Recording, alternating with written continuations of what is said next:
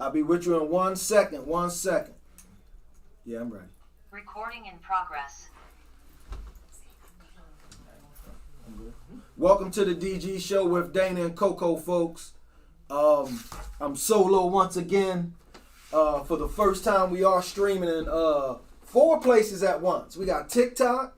We got the DG Show with Dana and Coco Facebook page. We have my personal page, Derek E. Graham, as well as YouTube, The Angry Black Dude. So we live right now. We're going to get into, I think, this is my personal opinion, I think we the ones. And I'm gonna back myself up with it, but I think I'm on to something. I think we the ones, folks. Come on in. Before we get started, and I'm gonna mention this a few different times. Next week, Tuesday as well as Thursday, the 27th and the 29th, Baltimore City. The 27th, we're having a movie and discussion with young men, 13 to 21. 3 to 7 at Easterwood Rec on Bentlow and Baker. All right. The 29th, we will be at the Resource Center at North and Pulaski on the 2nd floor, side entrance, 2nd floor, movie and discussion, your journey. Young men, 13 to 21. If you're a little bit older, come through. If you try and grab lunch, come through. Mothers, we're going to be talking about quite a few things. We're going to be talking about choices and let those young men understand that they control their lives and they don't have to follow. They are their own men. And they're growing into it. But anyway, the 27th and the 29th is going to be a good day, folks. It's definitely going to be a good day. Now, getting into our topic, I think we the ones. So I don't know why I came up with this, but it just hit me that everywhere we turn, we are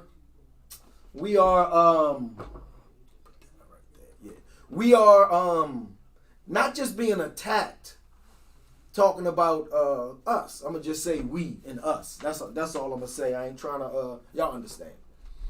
So we get attacked. We're compared to a lot of different cultures and people and circumstances, but it always come back to us. And it just made me think about just different. Anyway, my mind be all over the place, so we're gonna get into it. The hate, right? So what I've really just found out, maybe one of the reasons why this sparked my interest was, did y'all know college was free up to the mid-60s? Did y'all know that college in America was free? Now, what happened in the mid-60s? Civil Rights Act. Everybody bucking back, talking about we need our rights. The Civil Rights Act happened in 57, right? So I want to say they might have passed it in 60. Okay? And then Ronald Reagan, California's governor, he snatched it away first. I believe it was first. And he started saying, no, put some fees on it. Because they didn't want everybody. We the ones. They didn't want everybody to have an equal footing. So imagine all of the, I guess, poor other folks, how they felt that next year when their kids couldn't just go to school. Now it costs money. Then the divide starts. The economic divide truly starts, because now the education system is slanted and it's on economics. Why though? Why did it get started on economics? Because of that civil rights bill. And holding us up individually and as a collective. This is why I'm thinking we're the one. You know what I'm saying? The ones. You know what I mean? That's part of it. Oh, yeah, let me jump around. I don't want to do everything in the past. I want to jump around to today and yesterday. Today, 11 November of this year to be exact. Minneapolis police union took a poll of a certain amount of police officers, and I want to say something like 94% said that they want to be able to be in extremist groups and racist groups. Minneapolis, where the brother George Floyd was murdered, right? They want the right to discriminate, but your job is to protect and serve. It's got to be a direct conflict of interest, or it's just not. They voted against it, and they was like, nah, okay, y'all good.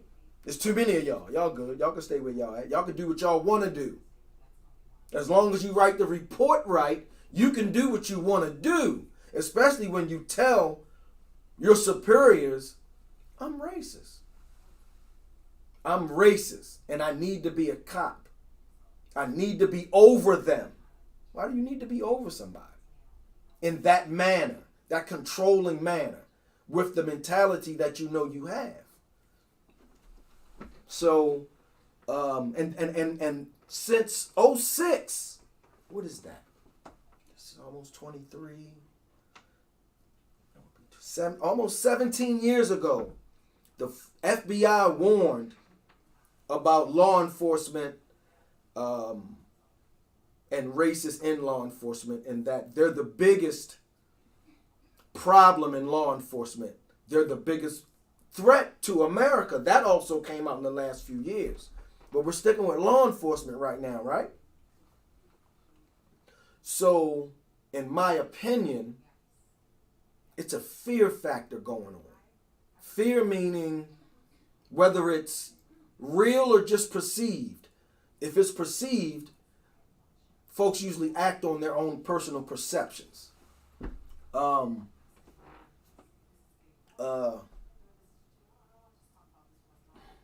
lost where. Oh, okay. 06. So if the fear is there, you're going to act on the fear. Most of us do. And if you have authority over folks that you're scared of, whether it's individually or as a whole, you're going to act out on that, especially if you have control over them, especially if you have that mindset of these Minnesota law enforcement officers and officials, right? As long as you write the report right, everybody's going to go along with it.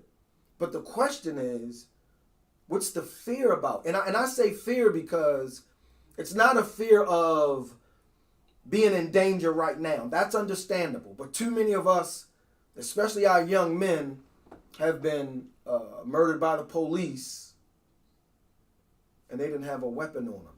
Some were running away. Some were hit up, be in the car, and they shooting in the car, right?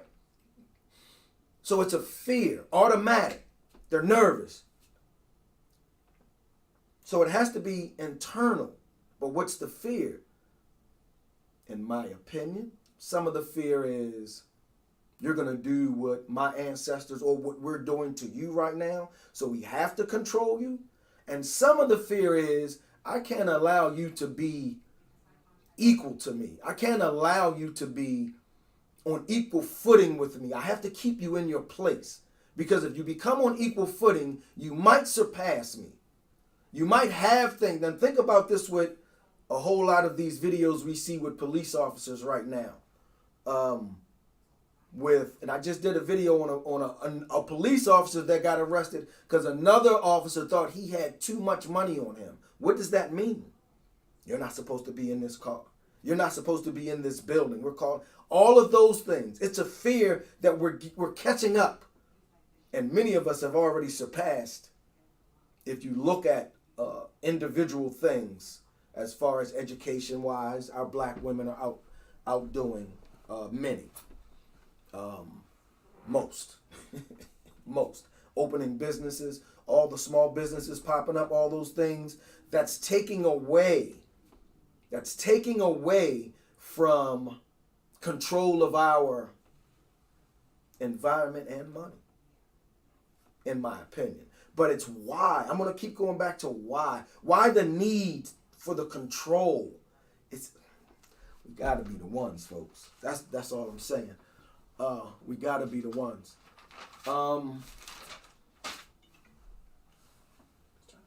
Okay. Let me get into... Nah, we ain't going to do J. Edgar Hoover yet. Let's get into the governor of Virginia. Did I even write his name down? I don't even think I wrote his name down. Anyway, the governor of Virginia is proposing that they redo the history books in Virginia, and he wants to take MLK out, K through 5. I don't know why just K through 5, though. I don't understand that. But he wants that out. He doesn't want Juneteenth celebrated. He doesn't want West African nations studied historically. And he wants the natives in their history books to be called the first immigrants. Like the land was barren before they came. Nah. They were here. A lot of us were here. So a lot of us are native. If you've just joined me, what we're getting into is I think we're the ones. And I'm just going through some things, bouncing off some different topics of attention that we get or lack of attention and how we're used in this community, or I should say society on a whole, and getting to the reason why. Why are we continuously held up with, let's get to that real quick. Just on the tip of what we call ourselves. Let's start with the basics. What we choose to call ourselves. Well, we've been told what to call ourselves since other folks landed. We're going to say it that way. First we were natives. Yeah, as dark as me. We were natives, right?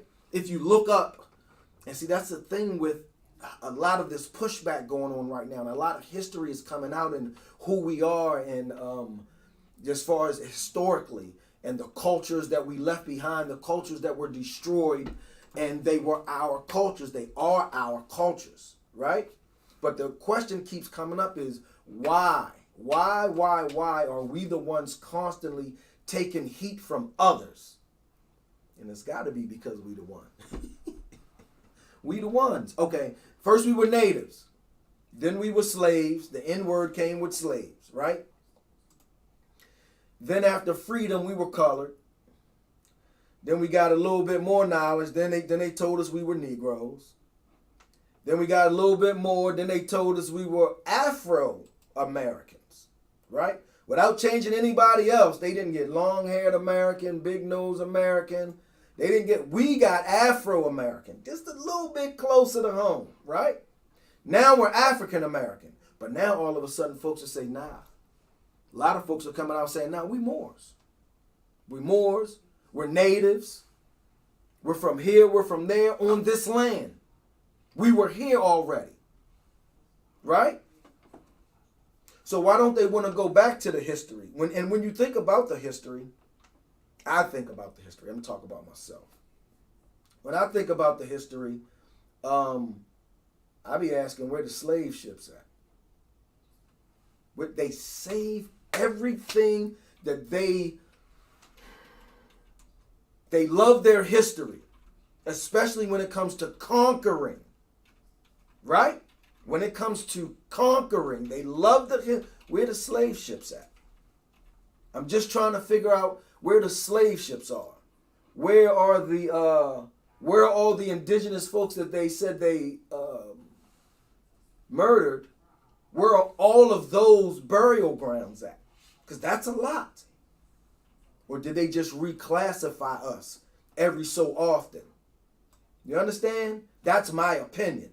That's why I think we're the ones. They're hiding that this land. Could you imagine if we figured out a legal way to say this land is ours first? You know, I don't know the native nation, but someone sued Oklahoma. They own like a big piece of Oklahoma. They getting the rent, believe it. The government settled because there was a treaty that they brought back up that was broken by the government. Could you imagine? There's a black native reservation in Long Island, Shukanuk, something like that. It's something like that. I can't. On Long Island though, I've met some off of the reservation. Flavor Flav said his peoples are off the reservation, that specific reservation. But they're hiding the bloodline for a reason. They're reclassifying us every so often for a reason. It's just a reason. And they're not going to tell us what it is. We have to figure out what it is. And in my opinion, we the ones. We the ones. Let's get into talking about control. Okay, we can stick with this. Talking about control and how we're controlled.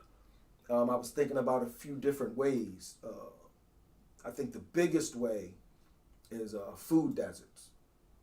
And that's a control factor. What do you eat? How fresh are the meats and vegetables? Do you even get the vegetables? Oh, I discovered something. I'm sorry, I'm off topic. If you live by General Dollar, they got fresh fruits and vegetables in the General Dollar. I just found that out. For those who live close to a General Dollar, but maybe in a food desert. But anyway, food deserts, control your diet. And the question is this. We're in a capitalistic society. Money matters. So the stereotype is the hood is drug money and welfare queens. So the money's there for the stores to be there, right? But for some reason, it's food deserts for miles. Where you have corner stores, you get your garbage. Or your, I ain't gonna say all of it is garbage, but a lot of it is. But you eat what you have to eat. And you actually get used to it and actually start to want it. Truthfully. But the food deserts, the educating to a minimum. We had maybe 4 years ago, City High School in Baltimore, Harbor High School. I think that's the name of it. Harbor, that sounds right. Over off of Key Highway. All of the seniors, they passed them. All of them failed the English or reading proficiency test as well as the math. All of them. So all of them were under level, but they were, that's that George Bush, no child left behind trash, right? So who does that affect though? That affects us. So why would they want dumbed down children and they're going to be, when they graduate and they're considered adults. So why do they want adults in certain areas not reading well or not continuing their education in this very technical society? In this, they took out all of the trades in the trade schools.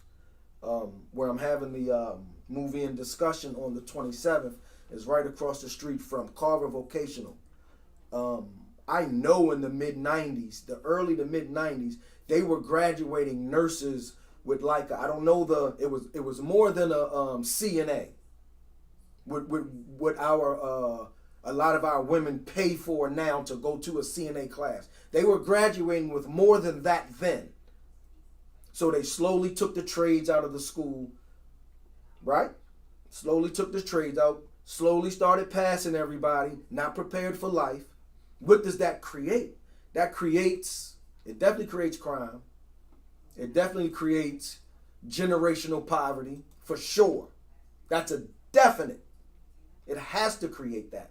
That's the purpose. So we have to get back to what's the purpose? Why are we always attacked on every single level? We have to start to understand, and I'm going to say this, even if we not the ones, and we are, we have to think that way. Because ain't nobody coming to save us. Nobody is coming to help us beyond them getting help themselves. And then usually they peel off when they get what they want. So we have to have that thought process. And I already know we are. Whether most of us, and I don't think most of us do. Most of us know we're very gifted in certain ways, meaning what others exploit, the entertainment, the sports. We're very, very gifted in those ways. But we're just gifted in life, but it's not cultivated. Sports are cultivated. If you can sing and dance, that's cultivated. But when you were in the third grade and you like to draw, but they took art out your school, nobody knows what you were going to be. Nobody understands what you were going to be. So all of those little things are a clear understanding, because you go other places, they not taking no art. Gym is gone, but all of a sudden, all of our young men are ADHD and ADD. No, let them run around. They're children. Let them run around. Let them run that sugar off you feed them. Or potatoes, because that turns to sugar once our system digests it or processes. If you just joined us, we're talking about I think we are the ones. I think we are the ones. And I'm just going through some things that I just been in my mind. At the bottom of the control factor, the mass incarceration. That's a major control, and we all know some brothers been locked up since the 80s. And my documentary that I'll be showing, it's I have 5 lifers speaking in the documentary, and one of them been locked up since the 70s. I want to say 77. 77. He caught a body. He caught a body. 77. Right? So we have to have a clear understanding of the tools that are being used against us once they have us in certain situations where we have to survive if we choose not to get our skills up, get our intelligence up, and just take what we're fed, meaning the streets are fed to us. The streets are fed to some of our young men when they're in middle school because their folks can't buy the kicks or get the gear. They're going to go get it. That's the society we in. If that young man or young lady chooses to take that direction. But a lot comes with not taking that direction, and that's the home. How the home is run, the environment the parents have the children in, all of that matters. And that's when they had an understanding to break down the family. All you see right now is us, the ones, bickering with each other online. The men do this, the women do that, the men do this. So what? Where did it come from? If we can't get to where it comes from, we ain't gonna never get to how we're supposed to treat each other and act. And I don't want to hear about either way as far as men want to take it back to the old days. They weren't for us. In the old days, they could take your woman and do whatever they want with her, and you ain't going to do nothing. That's the old days. So we're going to put all the spins on the going backwards to when women had to do certain things because that was society. And then at the same time, we need to have a clear understanding that our women did that shit in the 80s and 90s while we were running the street and having fun. They hit college hard. They started businesses. They got them degrees to get the money. But just because she has it like that doesn't mean the family can't be together. But that's 2 adults coming together and having a clear understanding that the money is just a tool. The money is a tool. Who's bringing it home shouldn't matter if it's all getting put on the table together.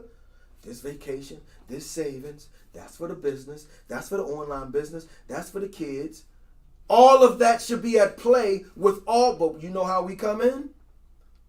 You know how we come in? This what I got right here, and this mine, and then I get this my slow spit. No, do it together if it's family.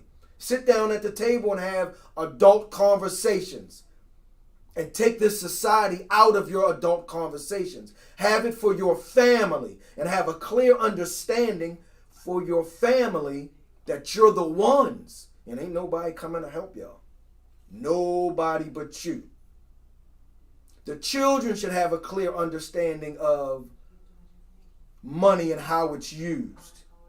Not to deprive them of things, because we're definitely supposed to enjoy materialism while we're here. I'm talking about the gluttons. I'm talking about the folks with 50 pair of kicks.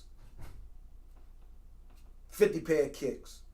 20 bags. 30 bags. I'm talking about that.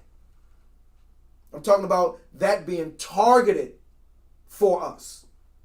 Even though they don't want us in the stores. Even though they don't want us in the stores. Right?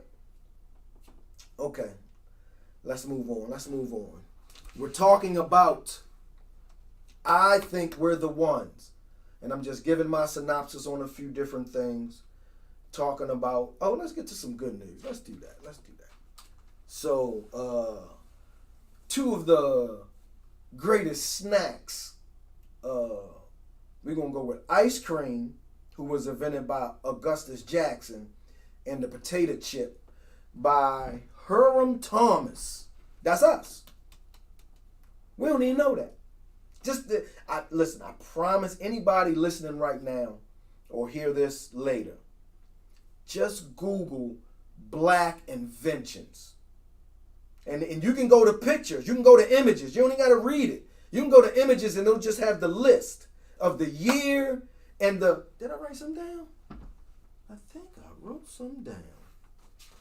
Hold up. I know well, anyway, the snacks. I'm going to find it. The snacks.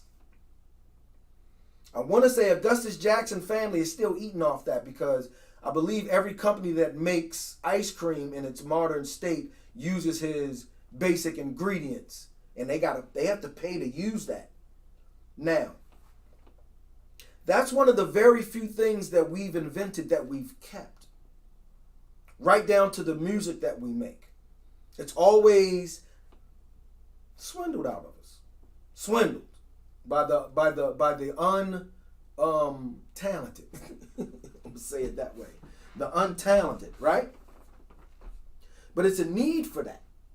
It's a need to make sure our talent does not allow us but so much enjoyment and so much success and so much money. Because then you can hand it down. Then you could be able to do other things with it, with your community. And for some reason, that's a no-no with our community. For some reason. Oh, here we go. Here go a few of our inventions. The almanac, we already know that. The baby buggy. Yeah, the baby buggy, the carriage, the blood plasma bag, the elevator. I know ain't too many people knew that. I didn't put the names. I want y'all to go look it up, truthfully. I really want y'all to have an understanding that even in the midst of all the shit we go through in this society, we still producing on a high level. A very high level. The fire extinguisher, the X-ray imaging machine, the mailbox. Now this one kind of, the doorknob, right? So I always say, and that was like maybe 20, 30 years after slavery, I believe. So what were y'all doing when y'all was going in and out the house? And then I remembered, anybody remember the Hateful Eight? And it was cold and they were in and out the little tavern or whatever. They were nailing the door shut every time. There was no doorknob.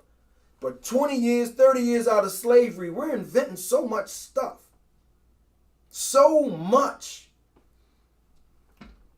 The golf tee. He knew Tiger was coming. He knew it was coming. The ironing board. The lunch pail. I could see a brother. Yeah, y'all be busting our ass on the work tip. So the lunch pail. Wait a minute. The stethoscope.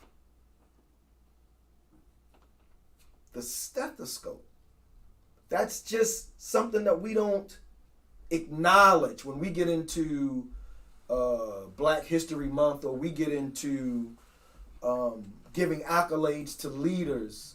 Usually our leaders are given to us. But if you invented the stethoscope, that's a big deal. Especially when you understand who Imhotep is and what he means to medicine and where he's from. You know what I'm saying? So, the lawn sprinkler, the traffic light, the light bulb, we don't give that to Thomas Edison. Because Lewis Latimer wrote up all of those plans. They're in his handwriting. And we understand how we were treated back then and how things were taken from us for other folks. So we don't give that to Thomas Edison. We give that to Lewis Latimer. And even beyond that, he did get the patent to improve the length of the time of a light bulb. The filament, that's his, 100%. But the light bulb is his too. All right, let's get into the ice cream thing real quick. Most don't know that vanilla is actually a very black bean. When you get real vanilla ice cream, you'll see the little black specks in it. That's the vanilla. Everything else is just the cream. That's that vanilla flavor. So vanilla is actually darker than me. So just some thoughts. All right, let me bounce around a little bit. Let's get into the control of black women's hair. And I haven't been able to figure it out. I've heard some people speak on our hair as a connection to the universe, and it's a connection to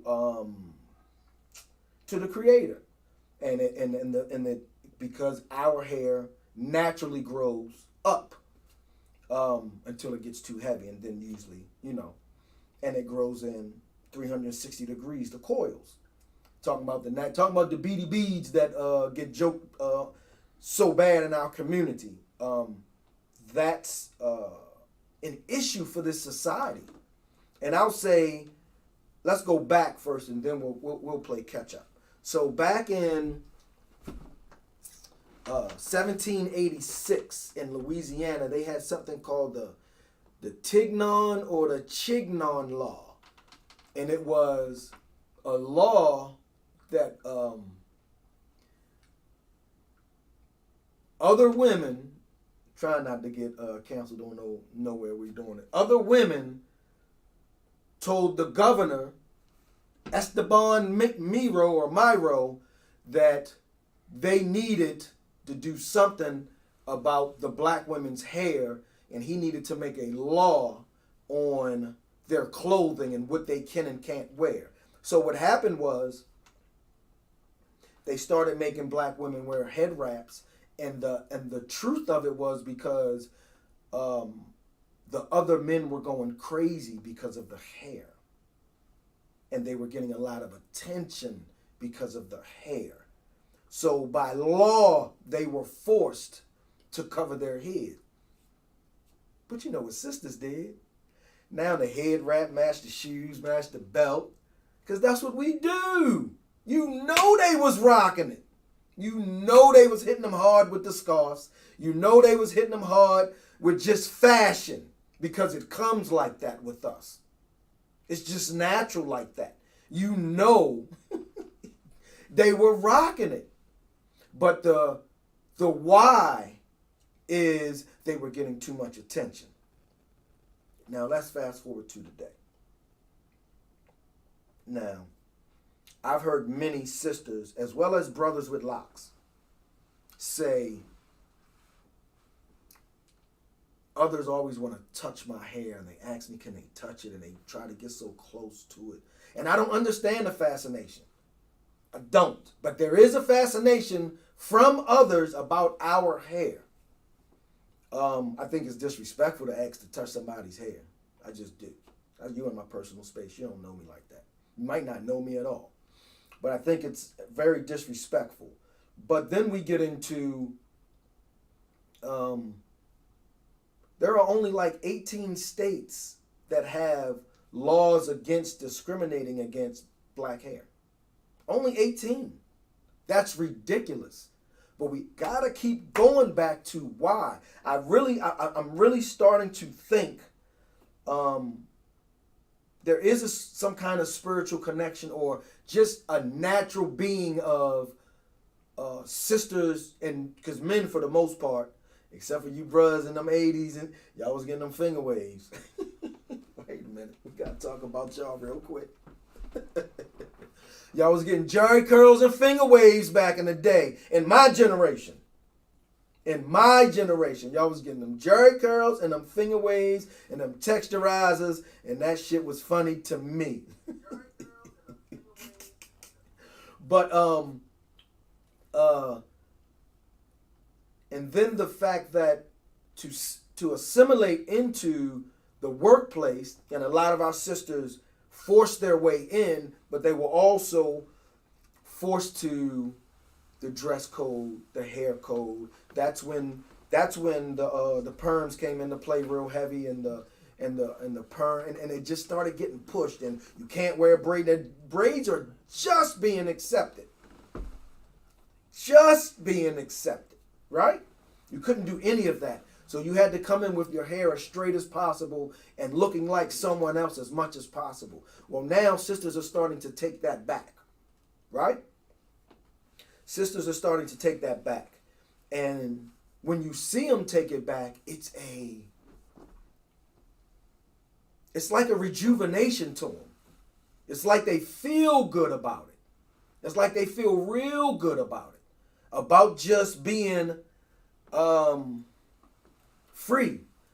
Not just, and I want to say this, in my opinion, the chemicals from the perms and things of that nature, I believe they definitely mess with the sister's health. I definitely believe that.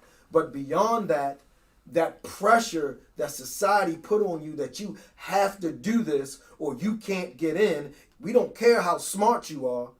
We don't care what you'll add to this company or how much money you'll make us. You better look this way. You have to go back to why. Why do they need for us to assimilate, for them to feel comfortable? We have to keep on asking that. We have to keep on asking that. Yes, we are so much more than we have been taught. I agree with that. I agree. But that black hair, and whether y'all believe it or not, back in the day, I had locks like down to here. Grew locks 3 different times. And when I did, society wasn't really ready. I want to say the first time I cut my locks was to get a job. It was to get a job. It definitely was. I ain't gonna call the company out because I don't mess with them, but they still around. But the brother told me, who interviewed me, he said, you got all the qualifications. He was like, but such and such people they ain't gonna let me hire you unless you get a haircut. I had to get a haircut because I needed the work. It just was what it was. And that's how a lot of sisters got used to perming their hair and things of that nature, and then they just ran with the styles because, again, that's what we do. Oh, you gonna make me do that? Oh, I'm gonna figure out a way to do it and look like I want to look. That's what we do. For those who, I guess, understand that. It's just natural. We always take less and make something of it, and we're just very creative in that way. Not soul food, though. I mean, it's creative. It tastes good, but I don't want none. Never had a chitlin or a pig foot in my life. Can't do it. Oh, and then the braid aspect. Sad to say, a lot of other women thought they could wear braids. And all online sisters were saying, this is not for you. And they didn't have an understanding of that at all. So then weeks later, some of the same other women online crying because their hair coming out.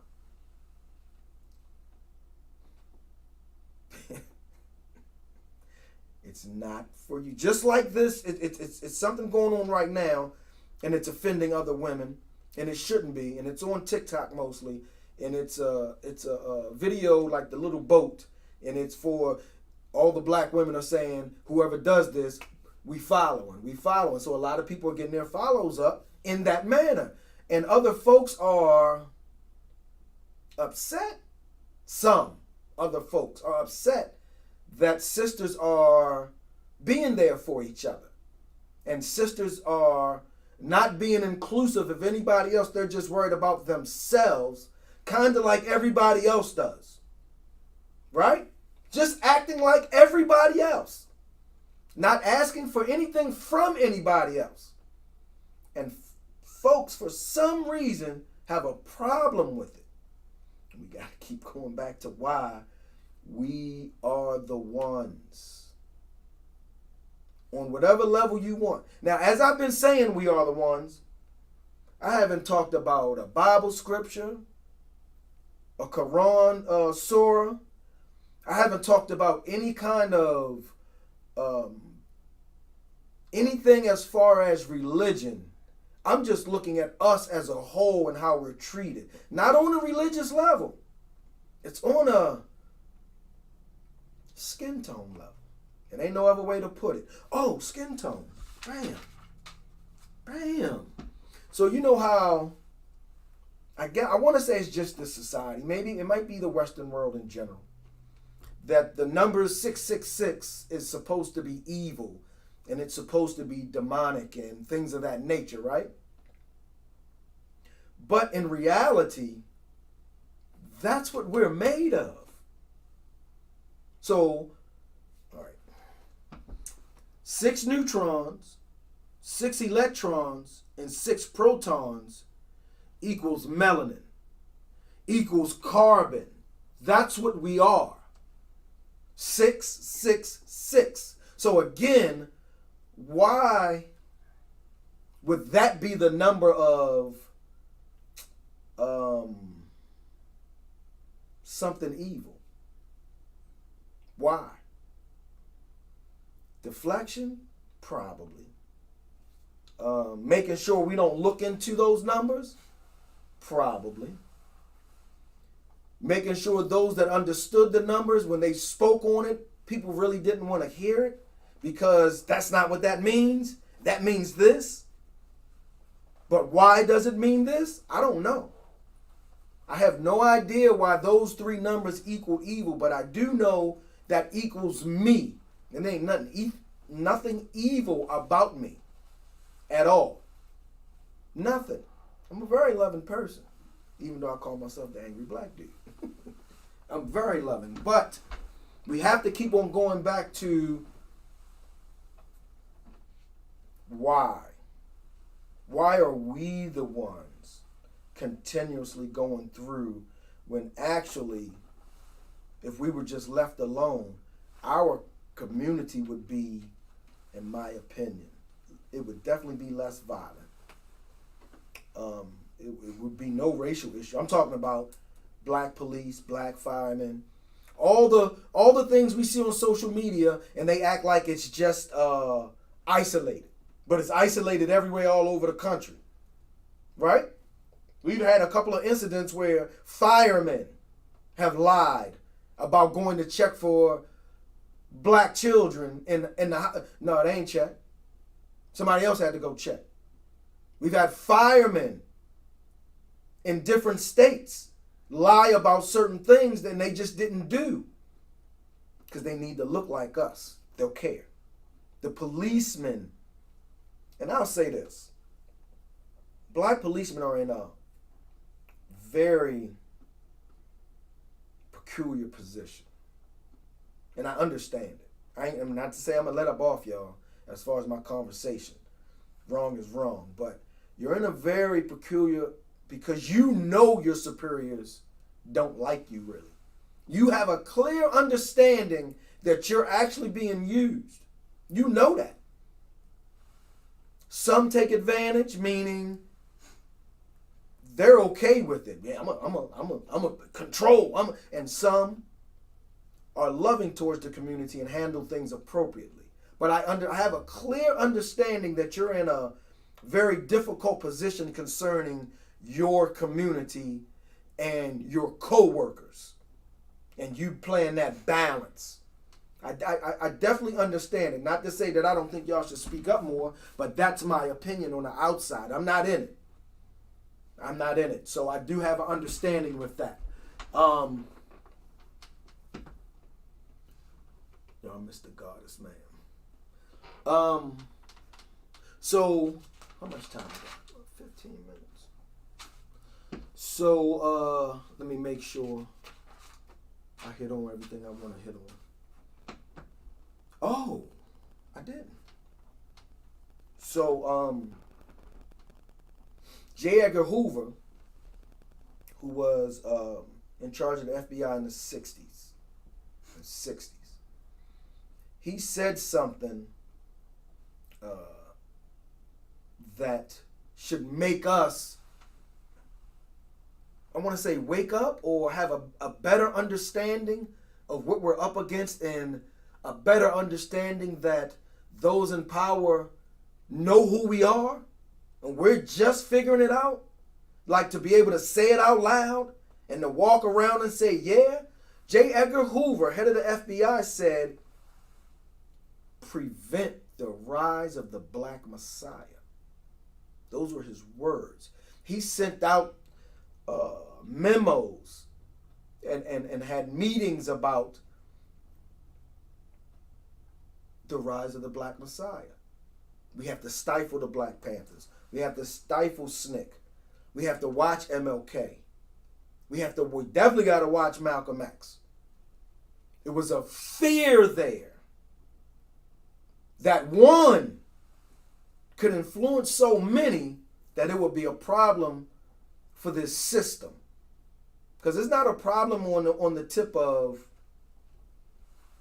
violence unless violence comes to us. Right? We're not a violent people in that manner. But when we choose to go to ourselves, people tend to want to infiltrate and figure out what we're doing and slow it down and no, you can't do this. And all of those things happen when we tend to go inward, right? So in that, the government understood that some of the things that, say, the Black Panthers were doing, they need to institute it and give it to the people and take that win away from the Panthers. A couple of things the Panthers started. The Panthers started WIC, Women, Infant, and Children. They started that. The government got that from the Black Panthers. School breakfast, the Black Panthers started that. And they were doing it in different cities all over the country. The government said, nah, we got to give them that. We can't let them beat us at doing for themselves. We're going to give it to them so they don't look to anybody but us. Why? We have to keep asking why. We have to. That's just the question right now. The Black Panthers did a lot of community work. And that's why they were respected in the way that they were in the Black community. And that's why they were feared everywhere else. Remember Ronald Reagan changed the gun laws in California because the Panthers came to the State House like some other folks came to the State House with shotguns. Everything was changed after that. And guess who wrote the laws? The NRA wrote them. Why? The same reason the NRA don't speak about when things are going on now, about Second Amendment stuff, and we're on that side, they stay silent because it's a control factor. We're not supposed to be able to get away with doing anything legal with guns. It's a problem for others when we do things legally. They push the illegalities. That's easy. They just caught a sheriff in a town with 3 people on the police payroll. Him, a deputy, and a woman that answers the phones. And he bought, was it something like 90 machine guns or something, and sold them? And he was trying to get they jammed him up because he was trying to get a machine gun for a helicopter mount, but they don't have no helicopter. right? So where do you think those guns went? They don't mind the illegalities. They don't mind the straw purchases in Virginia if the guns make it to Maryland. Baltimore, to be specific, maybe PG County, right? They don't mind those laws in rural PA because the guns going to make it to Philly. They're going to make it. The illegalities are okay. They will not close those loopholes. But why? Why? We have to continuously ask that question. Why? This is the DG Show with Dana and Coco. We are live on TikTok, The Angry Black Dude, YouTube, The Angry Black Dude, Facebook, The DG Show with Dana and Coco page, as well as my personal page, Derek E. Graham. And I'm just talking about, I think we're the ones. These are my thoughts and why I think this. Again, I'm going solo. Coco be back next week. I'm sure of that. And this kind of might be in her wheelhouse. She might be a little mad I ain't let her get a piece of this. Let me make sure the entertainment aspect. So there's something that I've noticed with music genres, because we started them all in this country, right? So we can go as far as back as rock and roll, or I got shit. We gotta go back to blues, jazz, right? It takes about 2 to 2.5 generations for others to catch up to the music we're producing right now. All right? Now, how can I prove this? Because it's happening right now. All of a sudden, in the last 5 to 10 years, you've seen a lot of other folks DJ, and they can DJ their ass off. You've seen a lot of them break dance, and they can break dance their ass off. But 20 years ago, nah, they couldn't. It wasn't as prevalent. A lot of the, what do they call them? Battle rappers. All of them are not black, and some of them, one of them passed away, Pat Stay. Pat Stay was a killer. He was a killer in the ring of battle rap. But 30 years ago, wasn't no Pat. You might have saw 1 or 2 groups here or there. It's a cat, and I don't know what it is. We can go back to rock and roll. I specifically took notes on Elvis, because Elvis stole his style from Big Boy Crudup and Big Mama Thornton. Look them up. Oh yeah, anything that you hear tonight, I looked up. I knew some of it, but I made sure. I'm not, these laws I'm talking about and certain things happening, look up any of it. Look up any of it. We have to have a clear understanding that we're under attack on every level that's imaginable. But all we got to do is realize we the one, and it sheds off of us. I promise you. It sheds off once you have a clear understanding. So Elvis stole his whole style. His whole style. Now remember, back then, it was very segregated, meaning if it was a concert hall, it was black folks on this side, white folks on this side, or black folks in the back, whatever, however they did it, right? They didn't want us integrated. So they needed somebody that would take, I would say, our styles, for lack of a better term, but it was definitely musicians back then style, and give it to Elvis. Elvis couldn't dance. Elvis probably practiced that dance probably for 60 days before they let him get on stage and do that. You understand?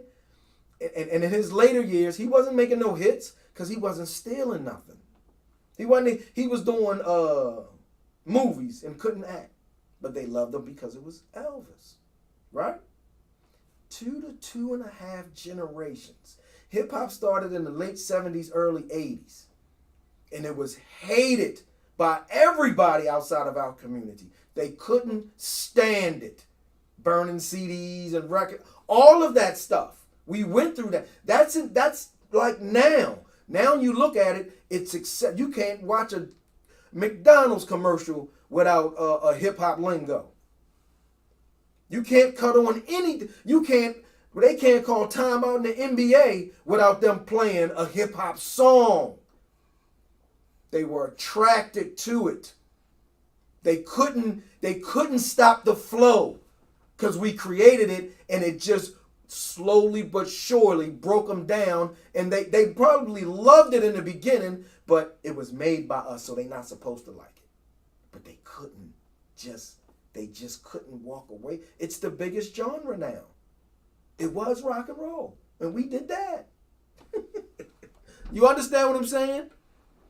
To anybody dispute me on this, about 2 to 2.5 generations, and the entertainment as far as music, I'm specifically speaking music. As far as music, it's just like a lag in the line. I don't know. It is what it is. But don't sleep on them nowadays. They with it now, from the rap to the DJs to the dance. They definitely in it. Oh my, it's time to go. I'm gonna make. Oh, all right. Last thing. Again. Holiday break week, Baltimore, Maryland. You have a young man, 13 to 21. The 27th, send him to Easterwood Rec on Bentlow and Baker from 3 to 7. We will be doing a movie and discussion. The movie is Your Journey. And on the 29th, we will be doing another movie and discussion, 3 to 7 also. But we will be at North and Pulaski at the Resource Center, side door.